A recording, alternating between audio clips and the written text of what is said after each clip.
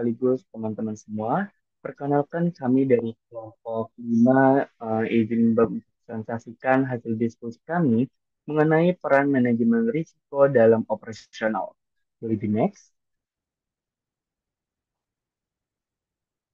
Tapi sebelum itu, izinkan kami kelompok 5 untuk mengenalkan terlebih dahulu. Untuk saya sendiri adalah Raihan Kamilun Namin, lalu terdapat Dia Ratu Dwi Aksari, Jasmine Lamia, dan juga Jenny Surya. Boleh di next.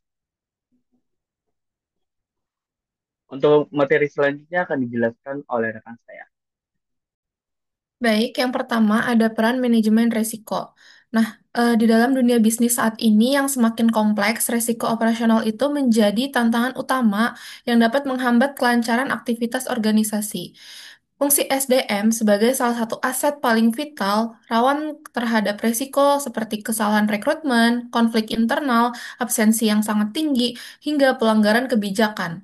Kondisi ini menegaskan pentingnya peran manajemen risiko dalam operasional, yaitu sebagai pendekatan strategis untuk mengidentifikasi, mengevaluasi, dan mengendalikan risiko agar proses sumber daya manusia bisa berjalan secara efektif, efisien, serta mendukung keberlangsungan organisasi. Mungkin boleh di next slide. Baik, selanjutnya akan dijelaskan oleh rekan saya. Baik, selanjutnya terdapat dari resiko operasional.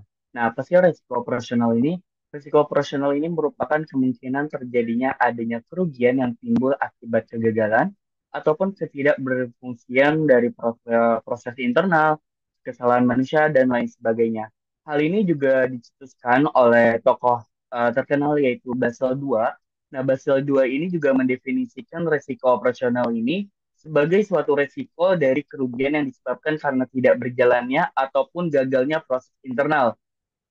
Tidak hanya dari proses internal, itu juga terdapat dari manusia dan sistem serta ataupun peristiwa eksternal.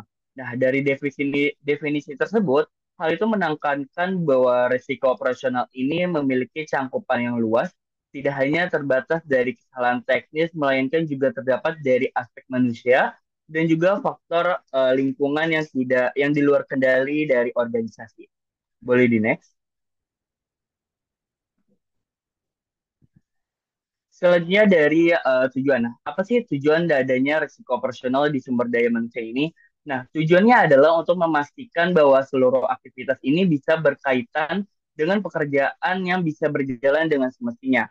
Nah, terdapat 4 tujuan dari adanya risiko operasional dalam fungsi sumber daya manusia. Yang pertama adalah pengelolaan tenaga kerja. Proses ini dijalankan untuk menciptakan lingkungan kerja yang konsisten, transparan, dan juga mampu meminimalisir terjadinya kesalahan yang dapat merugikan organisasi. Yang kedua, terdapat kepatuhan kerja. Hal ini diadakan untuk menjaga kepatuhan terhadap regulasi dari ketenaga kerjaan.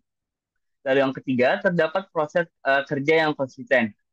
Diadanya proses kerja konsisten ini untuk meningkatkan kepercayaan karyawan terhadap sistem organisasi serta mendukung terciptanya lingkungan kerja yang aman dan juga kondusif. Lalu yang terakhir, kerugian finansial. Dengan adanya manajemen risiko operasional ini, fungsi sumber daya manusia ini dapat melindungi perusahaan dan kerugian finansial akibatnya adanya tuntunan hukum, turnover karyawan yang tinggi, ataupun produktivitas yang menurun. Boleh di next. Lalu selanjutnya terdapat jenis risiko operasional dalam fungsi sumber daya manusia. Yang pertama itu adalah risiko rekrutmen dan juga seleksi.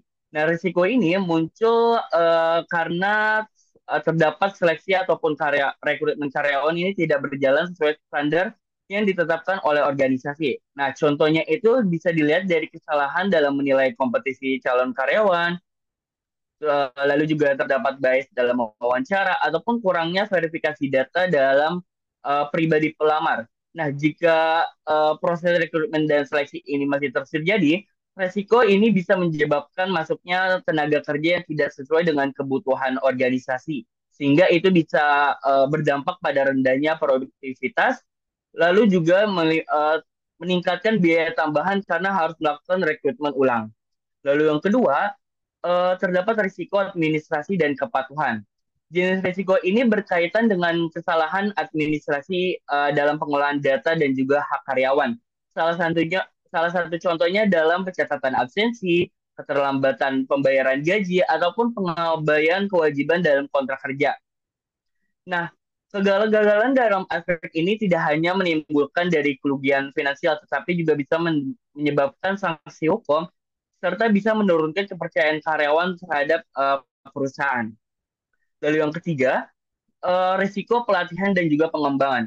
Nah, risiko ini terjadi ketika perusahaan tidak mampu atau tidak bisa menyediakan program pelatihan dan juga pengembangan yang sesuai dengan kebutuhan karyawan maupun tuntutan pasar. Nah, dalam jangka pendek hal ini bisa mengakibatkan karyawan ini tidak memiliki keterampilan yang dibutuhkan untuk menghadapi tantangan pekerjaan yang pada gilirannya itu bisa menurunkan kinerja dari perusahaan ataupun organisasi. Nah, kalau dalam jangka panjang, kegagalan ini bisa menghambat daya saing untuk perusahaan ke depannya.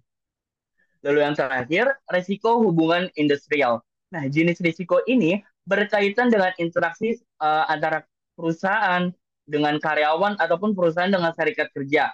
Nah, hal ini bisa dilihat dari adanya seperti perselisihan pemburuan, demonstrasi, ataupun hingga mogok kerja.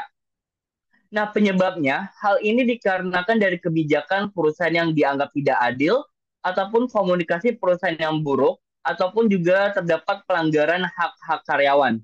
Nah, risiko ini bisa mengganggu dari kelancaran operasional, menurunkan produktivitas, dan juga dapat merusak reputasi ataupun citra perusahaan organisasi di mata publik.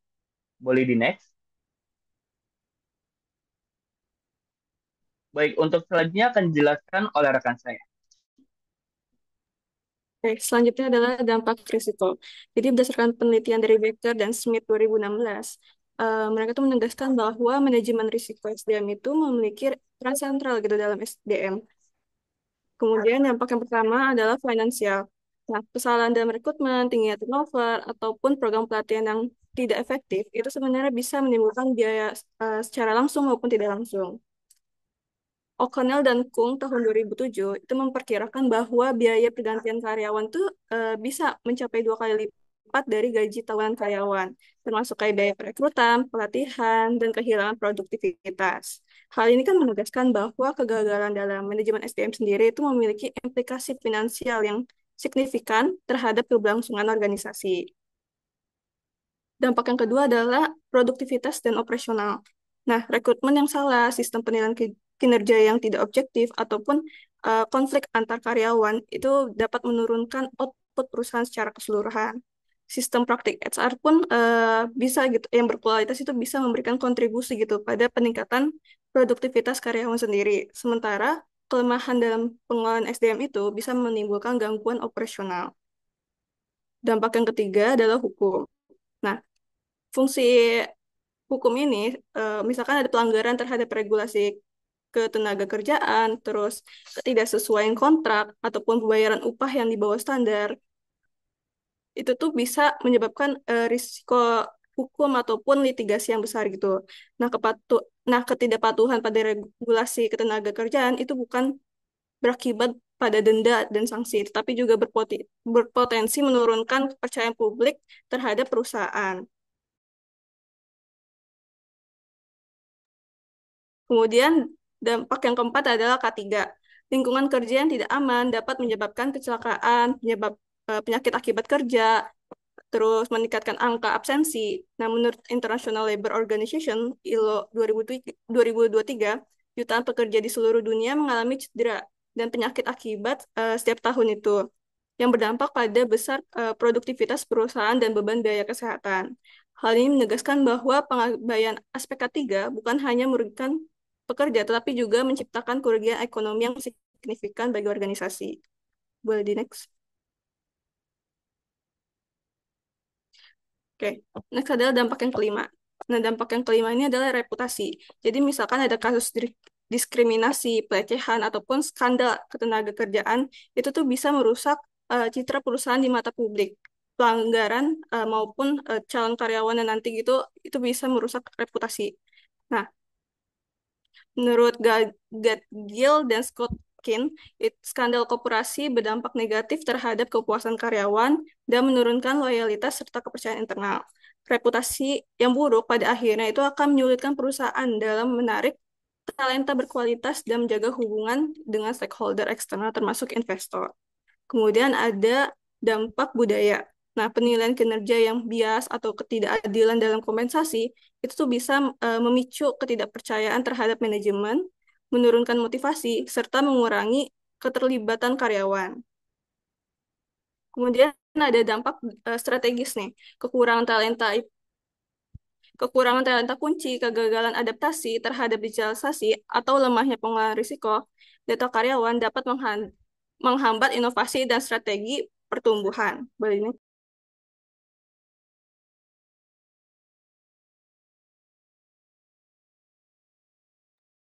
Selanjutnya adalah metode-metode dari analisis. Nah, metode yang pertama adalah risk identification. Tahap pertama dalam analisis risiko fungsi SDM itu melakukan identifikasi risiko. Proses ini nih bertujuan untuk menemukan potensi masalah yang mungkin mengganggu efektivitas fungsi SDM, baik faktor internal maupun eksternal. Identifikasi risiko ini bisa dilakukan dengan wawancara manajer HR, penggunaan checklist risiko SDM atau KPI juga bisa, dan analisis data histori gitu dari absensi, turnover, maupun hasil audit sebelumnya. Kemudian metode analisis yang kedua adalah risk assessment.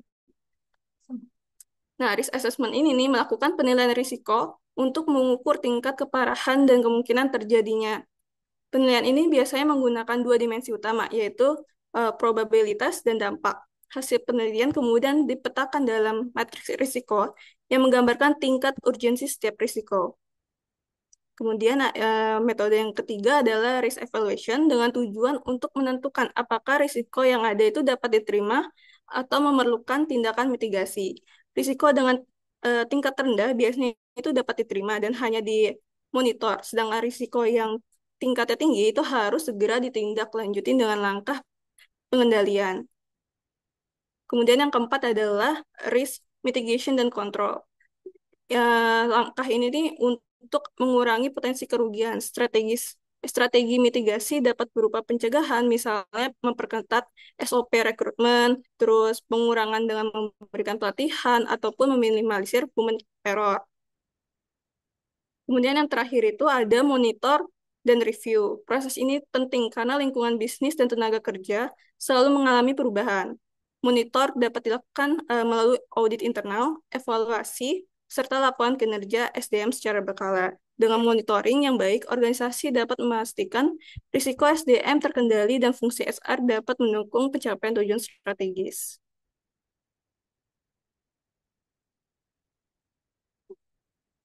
Oke, nextnya adalah strategi dari mitigasi. Nah, yang pertama ini ada rekrutmen dan seleksi. Kesalahan dalam rekrutmen dapat menimbulkan biaya tinggi akibat tingginya turnover dan rendahnya produktivitas. Untuk memitigasi hal ini, perusahaan perlu menerapkan standar operating procedure atau SOP dan ATS, serta memperkuat employer branding agar menarik kandidat yang berkualitas. Strategi yang kedua ini adalah pengembangan dan kompetensi. Risiko terkait latihan muncul ketika program tidak relevan gitu dengan kebutuhan organisasi.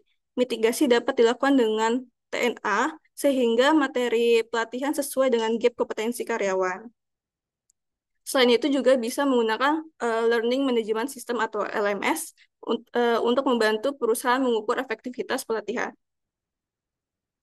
Yang ketiga adalah risiko kinerja dan produktivitas.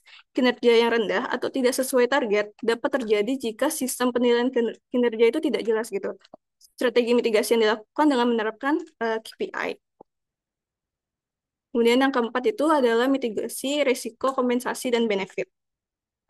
Nah, risiko dalam kompensasi dapat berupa ketidakadilan atau penyalahgunaan tunjangan. Untuk memitigasi hal ini, organisasi harus merancang struktur gaji yang kompetitif, transparan, dan sesuai regulasi. Kemudian yang kelima adalah kepatuhan hukum dan regulasi. Pelanggaran terhadap regulasi dan ketenaga kerjaan dapat menyebabkan sanksi hukum dan kerugian reputasi. Mitigasi dilakukan dengan memastikan seluruh kebijakan SDM sesuai dengan Undang-Undang Tenaga Kerja yang berlaku, serta melakukan pelatihan kepatuhan. Yang keenam adalah mitigasi K3. Jadi kecelakaan atau penyakit yang diakibatkan oleh kerja gitu, itu merupakan risiko serius ya yang mempengaruhi produktivitas dan biaya perusahaan. Nah, strategi mitigasi ini meliputi sistem manajemen, keselamatan kerja, dan pelatihan K3, serta penggunaan teknologi monitoring lingkungan kerja. Yang terakhir adalah mitigasi resiko retensi dan turnover. Tingginya tingkat turnover dapat menyebabkan hilangnya talenta terbaik. Mitigasi dapat dilakukan dengan meningkatkan employee engagement, menciptakan jalur karir yang jelas, serta memberikan penghargaan non-finansial kepada tenaga kerja. Oke, selanjutnya akan dilanjutkan oleh rekan saya. Baik, kita masuk ke study case dari PT Telkom Indonesia. PT Telkom Indonesia merupakan salah satu dari banyaknya perusahaan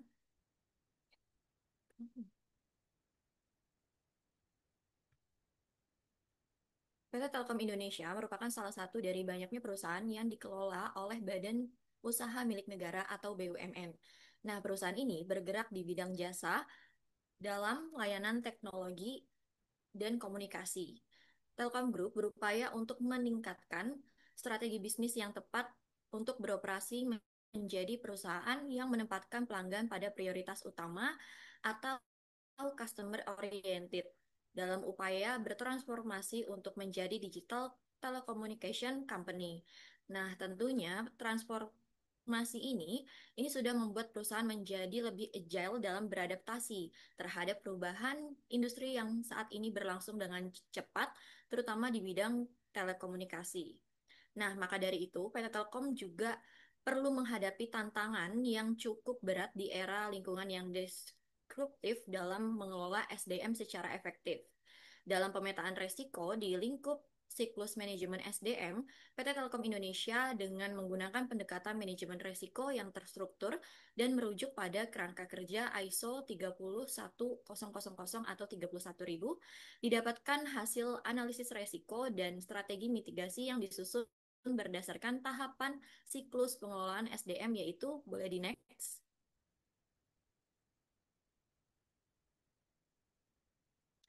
Yaitu ini merupakan analisis strategi mitigasi resiko dari PT Telkom Indonesia. Yang pertama ada rekrutmen dan seleksi, yaitu kesalahan dalam proses rekrutmen dan seleksi akan mengakibatkan perusahaan memiliki biaya yang tinggi karena gagal merekrut karyawan yang berkompeten. Nah, kunci utama yang dapat dilakukan adalah melakukan employer branding dan job fair. Dalam hal ini, mitigasi dapat dilakukan dengan memanfaatkan digital recruitment agar bisa menjangkau kandidat yang berkompeten dengan jangkauan yang lebih luas. Lalu yang kedua, itu pengembangan kompetensi dan pelatihan. Nah, salah satu tantangan dalam pengembangan SDM adalah ketimpangan kompetensi yang dimiliki oleh karyawan senior dan kemajuan teknologi. Dalam hal ini, PT Telkom Indonesia membuat program seperti Hack Idea, pelatihan, platform pembelajaran digital atau LMS, serta melakukan mitigasi melalui kolaborasi pelatihan dan sertifikasi dengan tujuan untuk membangun keterampilan. Yang ketiga, itu ada kinerja dan produktivitas. Motivasi kinerja dan produktivitas yang rendah diakibatkan karena sistem penilaian yang rendah. Maka dari itu, PT Telkom Indonesia menggunakan KPI dengan basis inovasi, serta melakukan mitigasi dengan menyesuaikan indikator kinerja yang relevan bersamaan dengan hasil dari proyek-proyek yang inisiatif dan inovatif. Yang keempat ada kompensasi dan benefit. Strategi utama yang dilakukan dengan mengaitkan KPI berdasarkan inovasi dengan menerapkan sistem yang mengutamakan keadilan dan transparan. Nah, salah satu mitigasi resiko dalam hal ini adalah dengan menggunakan audit secara berkala untuk menghindari kecurangan. Yang kelima yaitu ada kepatuhan hukum dan regulasi, yaitu PT Telkom Indonesia memitigasi kepatuhan hukum dan regulasi dengan mengintegrasikan ke dalam kerangka manajemen risiko yang terstruktur melalui peraturan dan regulasi pemerintah yang berlaku dengan seluruh kebijakan internal, termasuk yang berkaitan dengan sumber daya manusia dan sejalan dengan hukum yang ada. Yang keenam yaitu kesehatan dan keselamatan kerja atau K3, salah satu dari resiko yang berpengaruh terhadap produktivitas kerja adalah kecelakaan atau penyakit kerja. Nah, untuk itu diperlukannya penerapan regulasi K3 yang baik serta melakukan mitigasi melalui pelatihan kesehatan dan keselamatan kerja atau K3. Yang terakhir ada tendensi dan turnover. Resiko turnover yang tinggi itu dapat menghilangkan talenta-talenta unggulan jika proses terminasi tidak dikelola dengan maksimal. Nah, mitigasi itu dapat dilakukan dengan mengadakan konseling karir, penyusunan SOP yang jelas, pendampingan personal oleh tim HR. Dalam pelaksanaan ini sudah pasti HR PT Telkom Indonesia memiliki peran yang penting dalam berbagai program. Implementasi adaptasi teknologi juga digunakan agar pengambilan keputusan strategis dapat berjalan dengan baik, seperti menggunakan HR Analytics untuk menganalisis yang berbasis data. Nah, studi kasus di PT Telkom Indonesia ini mengindikasikan bahwa pengelolaan SDM yang memanfaatkan data, teknologi, dan sinergi antar generasi mampu menjadi solusi strategis dan berkelanjutan dalam menghadapi risiko perusahaan. Selanjutnya akan dilanjutkan oleh rekan saya.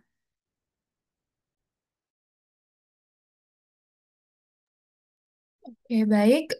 Jadi kesimpulan yang bisa kita ambil adalah berdasarkan pembahasan yang tadi sudah dijelaskan oleh rekan-rekan saya, dapat disimpulkan bahwa risk management berperan penting dalam mengidentifikasi, kemudian menilai dan mengendalikan risiko operasional di fungsi sumber daya manusia.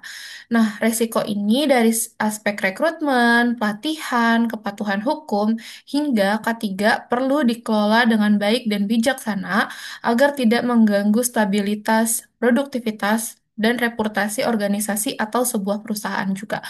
Nah, penerapan kerangka seperti ISO 31000 itu membantu organisasi menetapkan langkah mitigasi yang terarah melalui SOP yang jelas, pemanfaatan teknologi HR Analytics, serta monitoring kebijakan secara berkelanjutan dan berkala. Tadi juga sudah dijelaskan dan disampaikan mengenai case yang ada di PT Telkom Indonesia. Dan dari studi kasus tersebut menunjukkan bahwa manajemen risiko yang terintegrasi dalam seluruh siklus SDM mampu meningkatkan ketahanan dan daya saing organisasi di era digital. Nah, siklus tersebut itu saling terintegrasi, jadi semuanya harus dilakukan dengan bersamaan. Nah, dengan demikian, pengelolaan risiko SDM bukan hanya langkah preventif, tetapi juga strategi proaktif untuk memperkuat daya saing dan menciptakan budaya kerja yang adaptif secara berkelanjutan di era yang digital saat ini. Boleh di next slide. Oke, baik. Sekian dari kelompok 5 kepada teman-teman yang ingin bertanya, diperkenankan untuk raise hand. Terima kasih.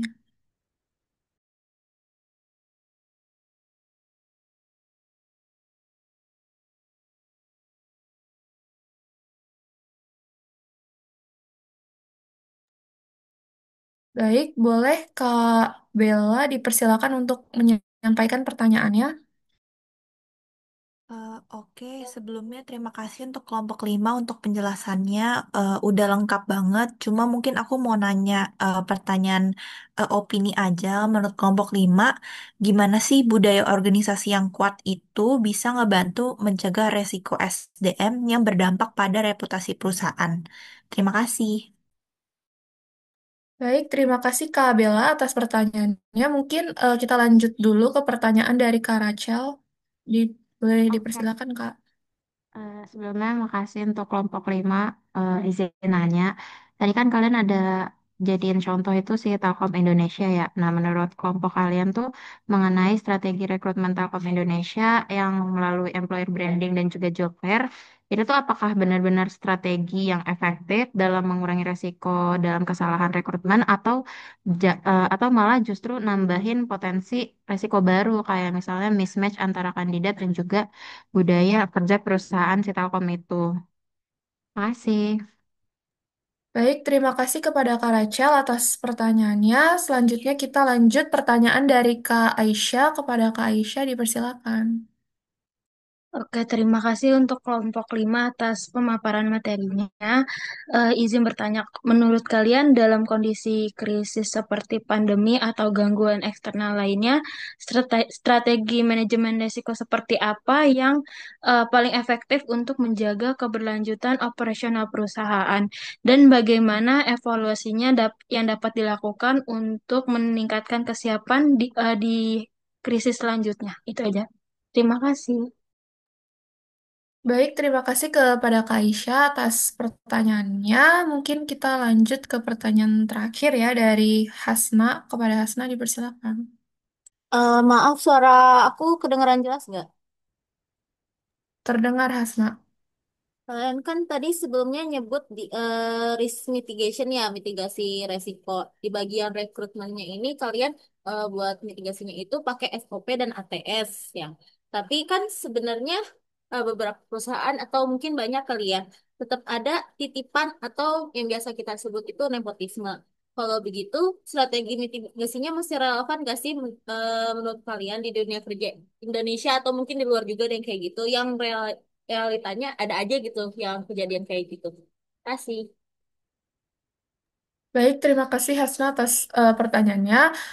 Karena sudah bertanya, mungkin dari kelompok 5 izin untuk berdiskusi untuk jawabannya dulu ya Ibu. Terima kasih. Ya, silakan ya. Jadi kalau nepotisme itu atau titipan udah seperti makanan sehari-hari dalam suatu perusahaan ya. Kita nggak usah jauh-jauh lihat di UNJ aja. Itu banyak sekali titipan-titipan dari keluarga dosen ya. Tapi saya rasa tidak masalah kalau kriteria dari suatu perusahaan itu dipenuhi. Misalnya, untuk jadi dosen di UNJ itu haruslah S2 dan istilahnya linear. Boleh, silakan. Dia tes seperti biasa. Di mana kalau tes itu BKN ya, apa pokoknya tes dia yang dirame-rame. Tapi titipan itu akan berlangsung pada saat wawancara yang kita tes sudah lulus semua. Berarti kan dia di luar itu yang pengetahuan umum apapun dia tahu. Dia bisa gitu ya masuk ranking lah, masuklah 8 besar atau berapa. Kita butuh hanya dua istilahnya, dua dosen ya. Dia masuk. Nah di situ yang saya bilang pada saat wawancara ada yang bisik-bisik itu anak ini titipan ini gitu ya. Tapi semuanya rangkaian sudah berjalan. Nah, pada kata dikatakan titipan itu kalau titipannya sesuai tidak masalah ya. Kan rangkaian sudah berjalan dari awal itu di UNJ. Mungkin di Telkom juga gitu. Karena saya lihat ayahnya Telkom, anaknya juga pasti ada yang di Telkom. Ya, artinya memang kalau UNJ itu saya bilang punya kerajaan sendiri. Saya tanya dosen-dosen baru, ini bisa masuk sini dari mana? Oh ada om saya. Oh dari mana? Ya, ada lah, ada ya. Itu anak si ini gitu. Artinya pasti akan terjadi. Nah, bagaimana keadaan resikonya kalau dia tidak hobi mengajar, otomatis dia akan berpindah tempat yang lainnya. Itu di UNJ. Kalau di tempat perusahaan lain juga begitu. Justru katanya kalau ada kenalan yang membawa itu lebih dipercaya. Karena nanti kalau ada apapun ada sesuatu terutama bank ya, ada yang bertanggung jawab katanya. Oke ya, jadi menurut Ibu, kalau seandainya itu sesuai, nggak apa-apa daripada kalau tidak pinter, tidak sesuai masuk di situ ya udah bahaya kitanya ya. Kemudian di dalam menentukan resiko itu selalu kita harus identifikasi dulu ya, apa aja masalahnya, kemudian apa yang sering terjadi di situ, itu yang kita utamakan, kita atasin. Oh.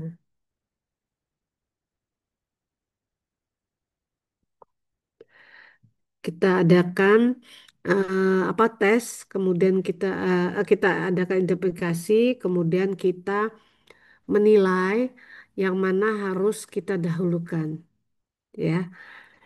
Nah, intinya nanti setelah kita identifikasi, kita nilai mana eh, apa masalah yang harus ditanganin oleh perusahaan itu tersebut, ditangani sendiri ya. Ada retensi, ada juga kita mengalihkan kepada perusahaan asuransi atau reasuransi. Perusahaan asuransi tapi perusahaan asuransi yang gede lagi. Nah, itu kalau biaya retensi itu biasanya perusahaan itu mencadangkan laba untuk mengatasi risiko tadi ya, risiko SDM-nya atau risiko operasionalnya ya. Kemudian sudah diatasin itu supaya perusahaan itu tetap jalan harus diadakan monitoring ya. Istilahnya apapun yang tadi di kelompok itu. Mana itu aja. Ya nanti ya. Tidak sini aja. Tidak posisi. Nah itu. Jadi memang harus diadakan penilaian, identifikasi, kemudian kita nilai, kemudian mana yang diutamakan, baru kita ini kan apa utamakan. Ya, memang ke kamu. Kamu kami ibu. Oh ya. Oke, silakan Jenny. Kalau sudah, panas banget. Sudah ada yang mau menjawab, silakan. Baik, Prof. Kori, saya izin menjawab pertanyaan dari Kak Bella mengenai bagaimana budaya organisasi yang positif itu bisa mencegah risiko sumber daya manusia. Nah, di sini kita menemukan terdapat 4 poin untuk bisa budaya organisasi itu ataupun perusahaan itu terapkan. Yang pertama adalah menanamkan nilai dan juga etika kerja yang konsisten.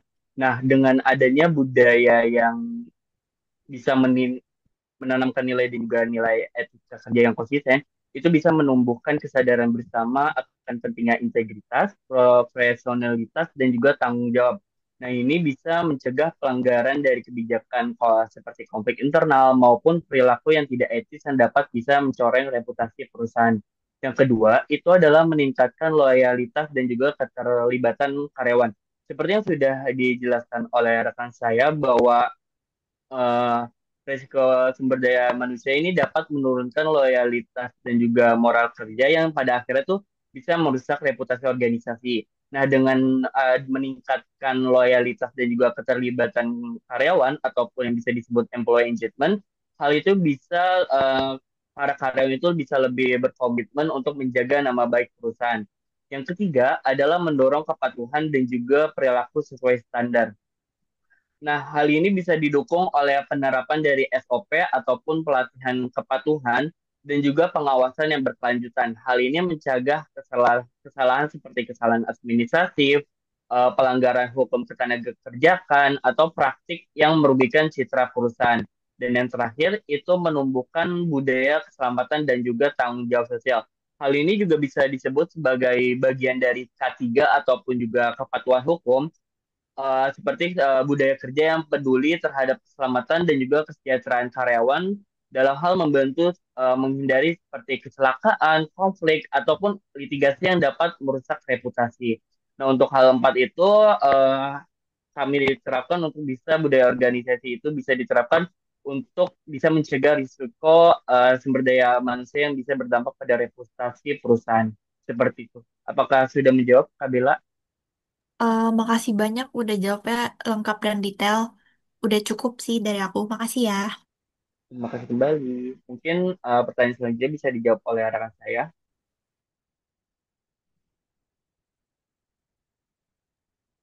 Baik, mohon izin, Prof. Saya ingin menjawab pertanyaan dari Rachel mengenai strategi rekrutmen Telkom Indonesia yang melalui employer branding dan job fair. Apakah strategi berikut benar-benar efektif dalam mengurangi resiko kesalahan rekrutmen atau justru berpotensi menimbulkan resiko baru seperti mismatch antara kandidat dan budaya kerja di perusahaan? Nah, sebelum menjawab pertanyaan ini, mari kita pahami dulu definisi dari employer branding dan job fair. Yang pertama, employer branding yaitu merupakan strategi perusahaan untuk membangun citra positif di tempat kerja yang menarik bagi calon karyawan untuk meningkatkan retensi karyawan dan menarik talenta terbaik. Lalu, definisi job fair adalah suatu event yang mempertemukan antara pencari kerja dengan perusahaan yang sedang membuka lowongan pekerjaan.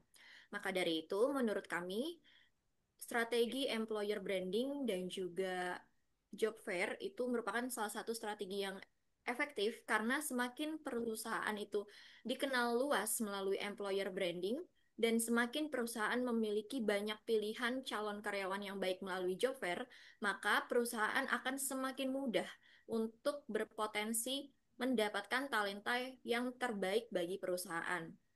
Namun, tidak dipungkiri resiko kesalahan rekrutmen atau mismatch itu mungkin seperkian persen itu pasti ada. Nah, maka dari itu diadakanlah mitigasi resiko yang kedua yaitu pengembangan kompetensi dan pelatihan untuk melakukan onboarding bagi karyawan baru dan memberikan pelatihan agar kompetensi yang dimiliki oleh karyawan dapat sesuai dengan yang perusahaan butuhkan. Apakah sudah menjawab, Rachel? Udah terjawab, Jenny. Makasih banyak ya.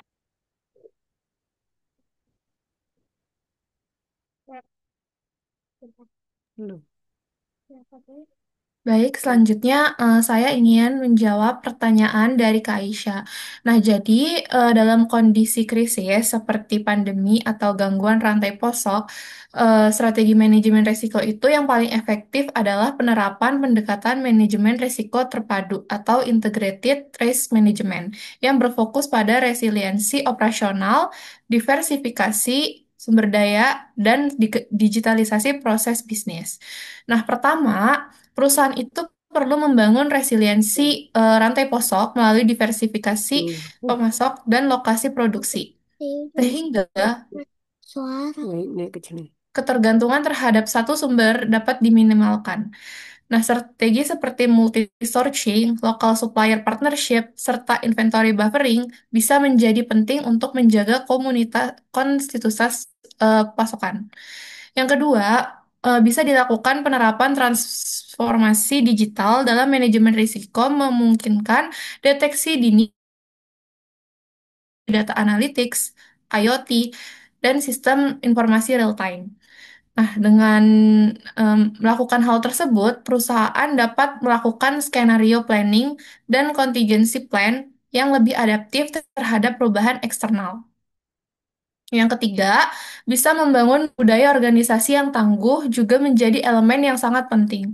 Karyawan itu perlu dilatih untuk beradaptasi dengan perubahan, memahami protokol krisis, dan memiliki kemampuan pengembalian keputusan cepat berdasarkan data. Jadi, karyawan itu juga penting untuk melakukan training. Nah, selanjutnya, untuk mengevaluasi efektivitas dari strategi yang sudah tadi disebutkan, perusahaan dapat melakukan risk management evolution melalui beberapa langkah. Yang pertama, bisa melalui Key Risk Indicator Monitoring untuk mengukur seberapa cepat perusahaan mampu mendeteksi dan merespons risiko. Yang kedua, bisa dilakukan dengan cara Business Continuity Performance Review.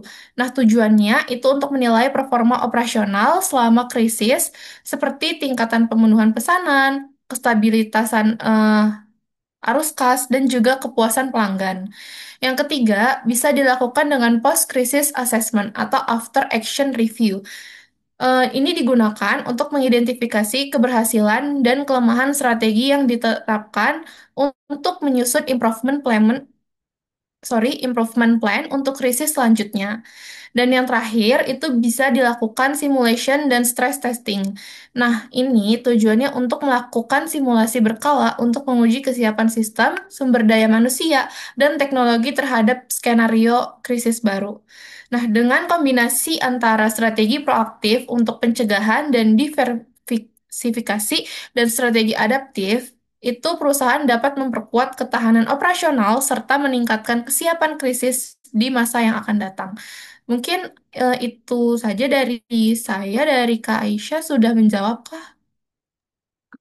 Sudah sangat menjawab, Jasmine. Terima kasih. Oke, baik. Terima kasih kembali, Kak.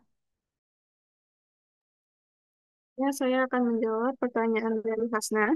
Jadi pertanyaannya, kalau misalkan strategi mitigasi SOP dan ATS itu masih relevan nggak sama dunia kerja di Indonesia yang realitanya itu banyak titipan.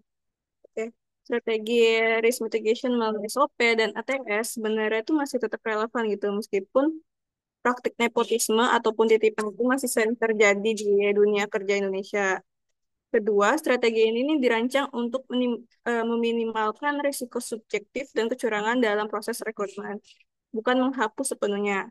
SOP itu membantu gitu untuk memastikan setiap tahapan rekrutmen itu memiliki prosedur dan standar penilaian yang jelas. Sedangkan AT sendiri itu untuk menilai kandidat kandidat secara objektif dan berdasarkan data dan kualifikasinya, bukan koneksi pribadi.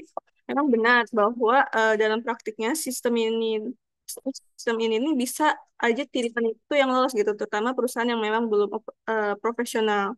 Namun keberadaan SOP dan STS ini justru membuat penyimpangan tersebut lebih mudah dideteksi gitu dan diaudit karena semua proses itu terekam secara transparan.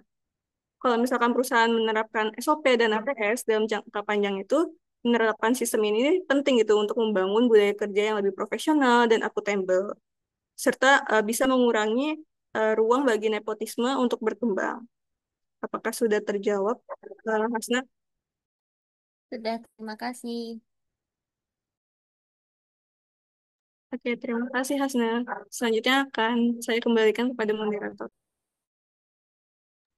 Baik, sekian dari 4 pertanyaan yang sudah dijawab oleh rekan-rekan saya. Saya ingin mengucapkan terima kasih kepada Prof. Fori dan juga teman-teman sekalian yang sudah menyimak. Sekian dari presentasi dan tanya jawab yang telah kami berikan. Kurang lebih, wassalamualaikum warahmatullahi wabarakatuh. Saya kembalikan kepada Prof. Fori. Ya, Terima kasih. Waalaikumsalam warahmatullahi wabarakatuh. Terima kasih buat kelompok Rehan dan teman-teman ya telah memaparkan tentang risiko dari SDM ya, potensial dari SDM.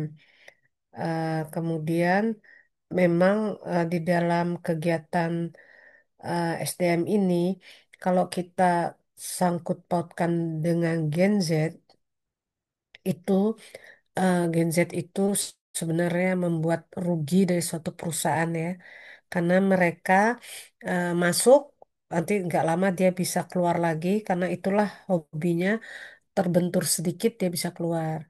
Tapi tidak bisa kita salahkan dengan Gen Z aja, tapi pemerintah sendiri membuat peluang bahwa generasi Gen Z itu adalah zaman sekarang ya, maksudnya penerimaan pegawai itu tidak pegawai tetap ya. Istilahnya walaupun perusahaan besar, perusahaan kecil tidak tetap, tetapi dia P3K ya, P3K artinya dengan outsourcing setahun diperpanjang, setahun diperpanjang. Nah, generasi Z kalau seandainya Gen Z itu ada gaji yang lebih beda dengan yang sekarang, dia pasti lompat ke perusahaan lain. Nah, ini problem juga bagi suatu perusahaan untuk SDM-nya. Nah, dengan gitu, seharusnya perusahaan itu harus gimana supaya Gen Z ini betah kerja di satu perusahaan mereka ya. Karena memang banyak sekali, terutama IT, saya lihat lompat kiri, lompat kanan, dia cepat sekali dapat ya. Generasi Gen Z itu suka itu. dibandingkan dia menjadi pegawai negeri yang tetap dia manis sampai tua di situ terus dia nggak mau, nggak ada pengalaman. Nah, gimana menurut kelompok penyaji masalah ini?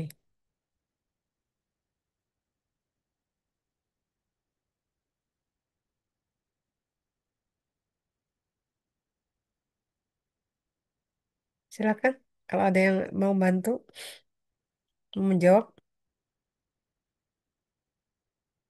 Ini risiko juga loh bagi perusahaan. Ya, diadakan pelatihan gitu ya. Kan kita perusahaan itu selalu mengadakan pelatihan untuk karyawan-karyawan baru ya. Kemudian harusnya gimana supaya mereka tidak keluar gitu. Karena mereka memang pegawai kontrak ya, beda dengan pegawai-pegawai biasa. Misalnya kita di ekonomi itu dosen CPNS ya kemarin tahun lalu tuh nerima ada 43 orang. Kemudian tahun kemarin, tahun 2025 ini menerima kalau nggak salah ada 5 ya, rata-rata di manajemen. Nah, kalau kita lihat CPNS ini kemudian sudah memasuk ke keluar SK AA-nya ya. Kemudian dia supaya bisa mengajar harus ikut pelatihan yaitu budi pekerti dan AA tadi. Nah, baru dia bisa belajar atau mengajar sendiri ya. Sekarang kan banyak pendamping mereka karena mereka tidak bisa megang mata kuliah itu sebelum diadakan mengikuti pelatihan-pelatihan itu. Begitu juga di perusahaan-perusahaan ya. Biasanya diadakan pelatihan, baru dia nanti memegang apa gitu. Nah, kalau generasi Z gimana tuh? Generasi Z kan memang nggak bertahan kerja. Itu timbul pertanyaan. Gimana mengatasi atau menghadapi Gen Z supaya betah kerja di suatu perusahaan atau perusahaan kita pimpin misalnya. Supaya dia betah gimana caranya? Ya, itu aja pertanyaannya. Ada yang bisa menjawab, silakan. Nggak mesti kelompok penyaji.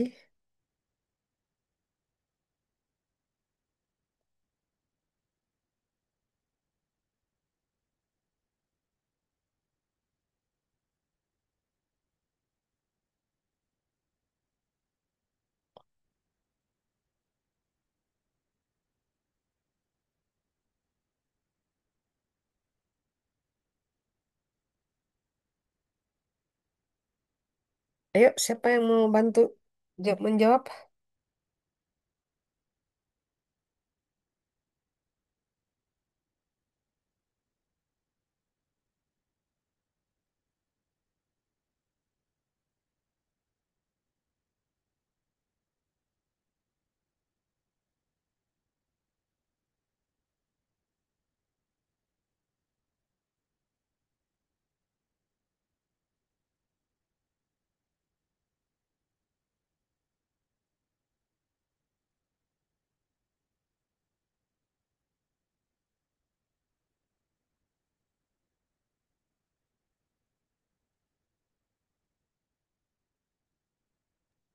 Ibu, saya izin menjawab. Ya, silakan. Kalau menurut Tapi saya, suaranya nggak kedengeran, kecil banget. ah, sorry. Kalau menurut saya, mungkin kan kalau Gen Z itu kadang ada yang anggap Gen Z itu malas kerja. Sebetulnya kalau menurut saya Gen Z itu nggak malas kerja, tapi Gen Z itu butuh sesuatu yang menantang gitu, Bu. Kayak challenge atau enggak suatu tugas-tugas baru yang berbeda tiap harinya. Contohnya Hmm. kayak Gen Z itu nggak suka pekerjaan yang monoton ataupun kayak pekerjaan yang ya itu-itu aja gitu. Maka dari itu kan banyak mungkin Gen Z yang kurang tertarik dengan untuk menjadi PNS gitu kan. Beda dengan yang pemikiran orang tua yang pengen anaknya jadi PNS, cuma Gen Z mungkin kurang suka sama jadi PNS karena ya itu tadi, karena kalau Gen Z itu lebih memilih pekerjaan yang lebih apa ya, lebih adaptable gitu, kayak setiap harinya beda.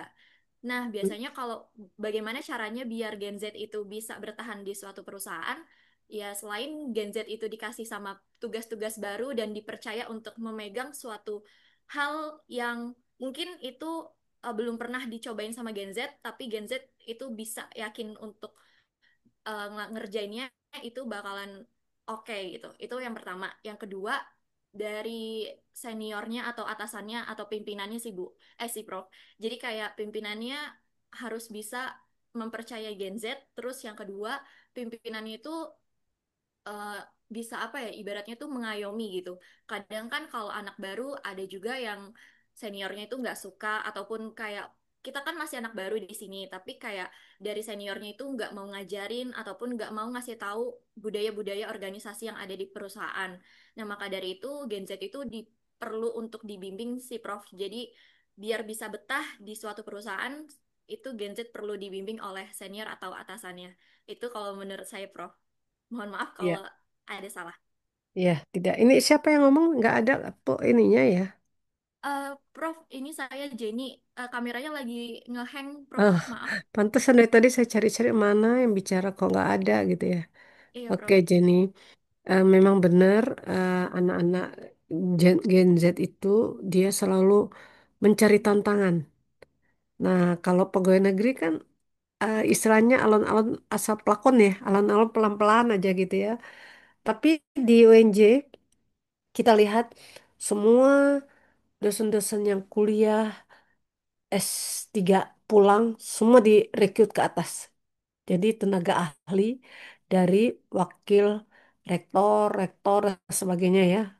Nah itu salah satunya menarik mereka jangan sampai sudah sekolah dibiayain oleh pemerintah atau WNJ nanti dia lari kemana-mana.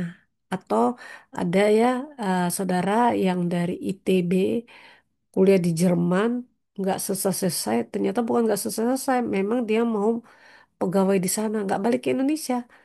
Jadi dosen di sana apa gimana nggak tahu. Nah ini yang kita harapkan jangan sampai kita memberikan kesempatan untuk belajar ternyata tidak mau mengabdi kepada kita. Jadi benar Jenny harusnya kita kasihlah tantangan-tantangan bagi mereka. Kemudian memang harus yang atasannya eh, lebih mengalah lah. Memang mereka lebih pinter dibandingkan kita-kita yang udah generasi ibu, generasi apa Z ya. Bumi Bemeng ya apa sudah nerima aja gitu ya. Baik, terima kasih. Mungkin ada yang bisa menambahkan lain. Nah, kalau nggak ada yang nambahkan, ada lagi ya. Kita kan kuliahnya di lantai berapa ya? Ada 9, 8, dan sebagainya. Belum di gedung sebelah, yang gedung baru. Coba kalian perhatikan apakah ada K3-nya. Maksudnya, kalau terjadi sesuatu, apakah kita hanya berlari ke lift saja, atau kita bisa turun tangga, ya? Eh, Tangganya di RGR Kartini itu tangganya itu sangat itu ya kalau saya bilang nggak ada lampu dan sebagainya ya banyak banyak ada bangku dan sebagainya.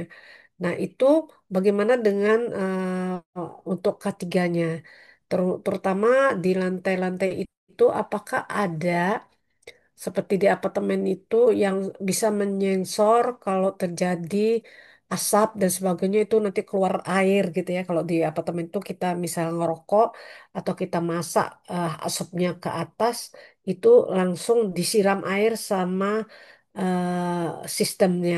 Satu itu, kedua setiap tempat atau lantai harus ada untuk pemadam kebakaran ya. Pemadam kebakaran, apakah di UNJ itu ada semuanya? Dan setiap tahun harus diperiksa, benar nggak? Airnya ada nggak? Kalau misalnya peralatannya ada tapi nggak bisa make, bagaimana? Artinya itu harus dilatih untuk karyawan-karyawan atau sekali-sekali mahasiswa yang kita ajak.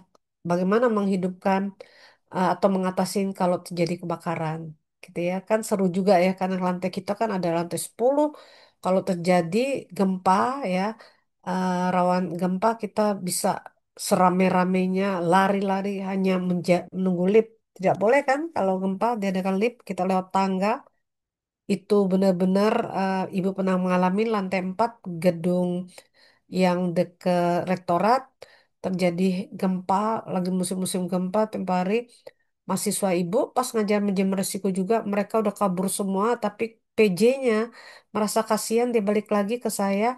Ayo ibu kita turun Terus saya bilang, ibu turun juga percuma. Kenapa? Berebutan dengan kalian. Pasti ibu nanti lebih kecelakaan ya. Jadi saya berdoa aja di atas. Dan kita tahu caranya ada meja ya di bawah meja atau di pojok-pojok dari gedung itu kan ada kerangka besinya itu kita berdiri di situ supaya kalau apapun ada bisa ini ya teratasin. Ingat ada pesantren yang 3 hari 3 malam itu ya sampai tertimbun runtuhan-runtuhan itu. Nah, sekarang tugas kalian coba diperhatikan di kita, gedung kita, GRK atau FGD ya, apakah itu ada? Bagaimana cara mengatasin naik lift apabila ada macet ya? Macet atau istilahnya kita mau ke atas, sotonya dia ke bawah lagi, ini kenapa nih kita ketakutan? Ya, tapi kalau kita takut kita nggak naik lift, bisa-bisa kita nggak kuliah karena ke lantai 10. Nah itu tugas coba dilihat, diperhatikan ya. Kalian nanti kalau besok Senin coba diperhatikan apa sih ada nggak sih ya untuk mengatasi semuanya ini. Ini salah satunya adalah untuk mengatasi SDM kita supaya tenang. Kembali lagi waktu gempa itu dulu kita ada gedung R namanya itu mereka kejar-kejaran ada yang patah kakinya pegawainya karena dorong-dorongan dan sebagainya itu serem. Jangan sampai terjadi di kemudian hari yang akan datang. Ya. Demikianlah tambahan sedikit jadi nanti Anda harus perhatikan juga bahwa untuk mengatasi risiko dari suatu SDM itu harus kita perhatikan juga. Ya, oke. Ada yang mau menambahkan? Kayak lumpur Rapindo itu. Lumpur Rapindo itu kejadiannya apa? Dulu itu adalah pabrik-pabrik tas. Zamannya ibu tuh termasuk terkenal. Tapi sekarang jadi lumpur, kota mati. Tidak ada yang bisa menjala lewat situ. Kalau dulu naik bus aja orang-orang suka banget lewat situ. Ya, sekarang nggak orang dilarang lewat situ. Baik, kalau tidak ada yang bertanya, ada yang bertanya silakan. Rehan. Kita sebentar lagi mau UTS ya. Sekarang UTS masuk di Siakat. Jadi kita perhatikan dan nanti kita ada praktisi yang mengajar.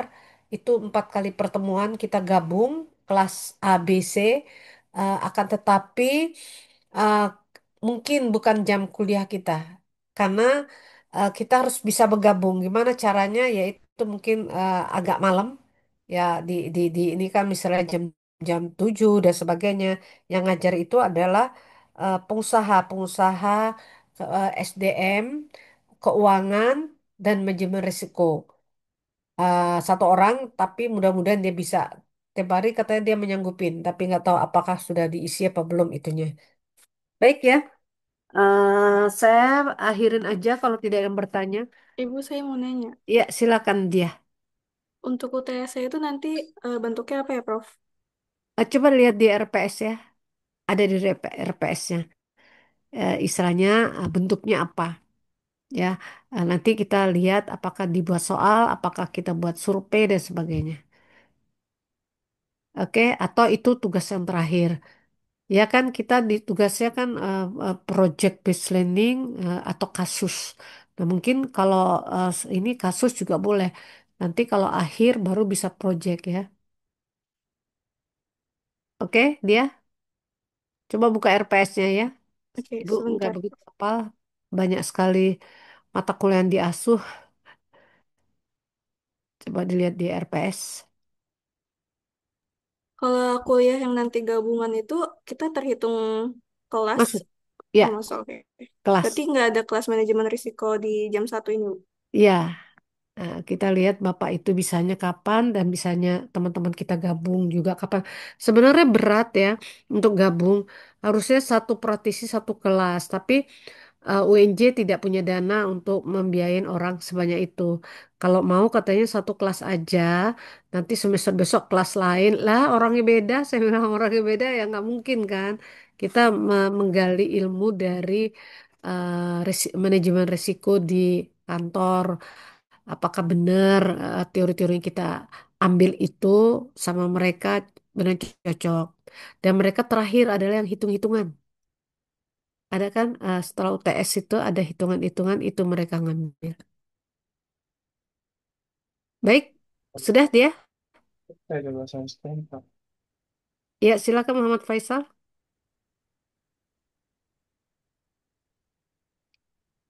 Ini coba lihat di UTS. Pertemuan ke-8 waktu pelaksanaan tugas. Petunjuk kasus ya. Ini September, September sampai Desember. Oh, ini untuk UAS ya. Ya enggak? SKS tugas memahami dan menerapkan konsep dasar manajemen risiko, meningkatkan kemampuan analisis dan pemecahan masalah dengan manajemen risiko, mengembangkan keterampilan komunikasi, presentasi dalam menyampaikan hasil analisis kepada dosen, meningkatkan rasa kritis objektif. Nah, ini dia tugas ya, tugas kira-kira konsep-konsep dasar manajemen risiko tuh apa saja, nah dipresentasikan nanti. Jadi ini pertemuan ke-8 ya. Ya, paham nggak? Berarti untuk UTS-nya itu terkait eh, kasus ini, Prof. Ya, pembelajaran kita ini kasus-kasusnya nanti kita lihat. Saya kasih tahu kasusnya apa ya. Kalau terakhir coba lihat pertemuan terakhir itu yang saya bilang praktisi yang masuk, dia nanti cara menghitung dan sebagainya ya. Ini juga nih pertemuan ke-16 mengembangkan pemahaman mahasiswa tentang manajemen risiko secara nyata ya. Berarti dia harus terjun ya ke lapangannya, meningkatkan kemampuan analisis manajemen risiko. Jadi kita survei apakah di situ manajemen risikonya berjalan apa tidak sesuai dengan teori-teori yang kita laksanakan. Kemudian kemampuan dalam merancang mekanisme yang efektif untuk mendukung keputusan manajemen dan menganalisis risiko yang tepat sasaran dan mengembangkan keterampilan komunikasi dan presentasi dalam menyampaikan hasil analisis. Jadi setelah kalian menganalisis, itu balik ke kampus, presentasikan. Ya, oke. Ini pengembangan manajemen risiko di sektor industri pilihan. Kita pilih sendiri. Baik, Untuk yang UTS itu nanti kelompok atau individu, ya, Prof? biasanya individu. Individu. Coba kita lihat nanti ya. Kita Ibu bicarakan lagi dengan teman-teman tim ya. Mau individu atau tim. Biasanya kemarin waktu manajemen apa ya, bisnis bisnis manajemen bisnis apa ya, mereka tim melihat atau orang-orang jualan di sekitar kita, dia buatkan seperti apa ya, pokoknya namanya apanya yang menarik ya, sehingga banyak mau membeli. Dia survei dulu di sana, yang jual makanan di sekitar kampus itu apakah bisa online dari luar kampus. Nah, rata-rata belum. Nggak tahu kalau sekarang. Ini kasus manajemen risiko. Ini kasusnya kata uraian tugas ya. Ini uraian tugasannya. Perusahaan mengidentifikasi berpotensi risiko, risiko pasar, risiko operasional, risiko finansial, risiko hukum dan sebagainya. Ini sama ya, ada identifikasi, kita nilai ya. Kemudian kita olah risiko yang mana, kemudian kita pantau. Tadi ya kelompok yang maju kan, studi kasus tambahan operasional, pilih salah satu risiko yang menurut Anda paling krusial dan bandingkan dengan studi kasus serupa dari perusahaan lain yang telah menghadapi risiko yang sama. Jelaskan bagaimana perusahaan tersebut mengatasi risiko tersebut dan apa pelajaran yang bisa diambil dari perusahaan tersebut. Kalau kita ke perusahaan, mungkin repot ya. Nanti saya tanya ke tim ibu apa, ibu apa namanya, Increase. Tapi dia biasanya nurut aja terserah proses ini ya Bu. Nah ini nih hasilnya ya, laporan tertulis, presentasi singkat ya. Jadi kayaknya pribadi deh, namanya proses kuantifikasi penilaian dan sebagainya. Kelakuan isi, peletahan isi, penulisan risiko, ketepatan solusi. Oke, kayak pribadi deh, ya. Atau kita kelompokkan dalam satu kelompok itu, misalnya 3 orang, dia menganalisis tentang keuangannya, jarang ya, jarang boleh menganalisis keuangannya. Kita cari aja mungkin SDM-nya. Tadi kan ada pasar, ada apa nih, ada apalagi tadi ada di atas ini ya. bagaimana pasarnya, bagaimana kalau kita karena kita di bisnis digital, kita lihat bagaimana mereka memasarkannya ya, memproduk barang tersebut dan sebagainya. Jadi kita lihat risiko pasarnya, risiko operasionalnya, risiko finansial, risiko hukum, dan risiko lingkungan. Nah, kalau seandainya kalian mau berkelompok, ini kan ada berapa nih? 5 poin. Bagi-bagi aja kamu menilai tentang risiko pasarnya ya. Saya risiko operasionalnya, satu lagi risiko finansial dan sebagainya di satu perusahaan bisa ini ya bisa tapi masing-masing menilainya ini nanti presentasinya ya gantian misalnya ada 3 orang ya 3 orang ada lima orang gitu ya.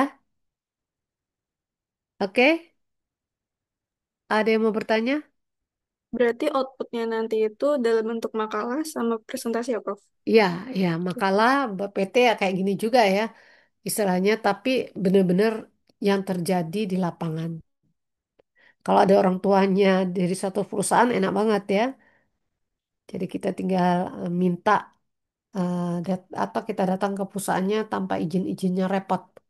Kan kita usaha untuk masuk ke suatu perusahaan tuh kalau nggak ada yang dikenal tidak sulit ya.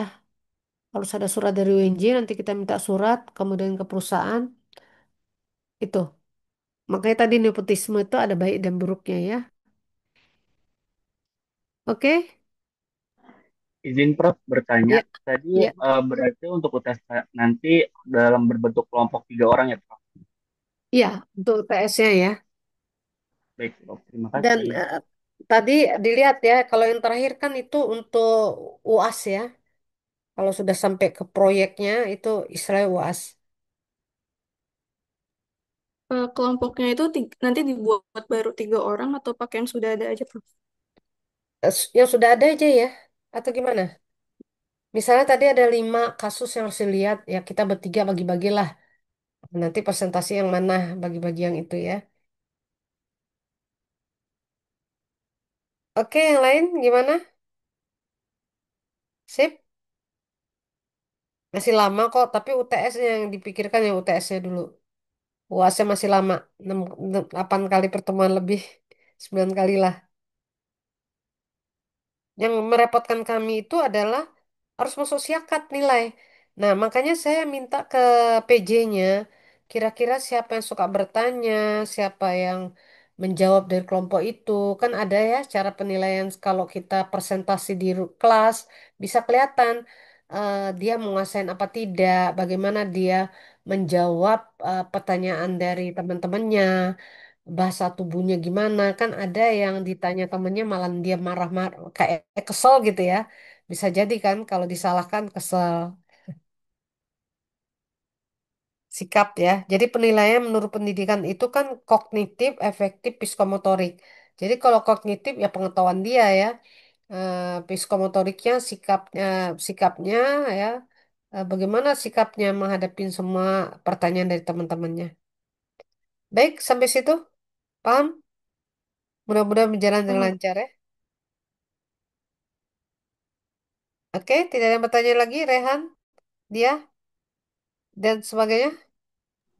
Sudah Kalau cukup Prof, terima kasih. kalau sudah, udah dipoto ya? Udah foto belum? Mungkin tadi boleh udah mau foto ulang.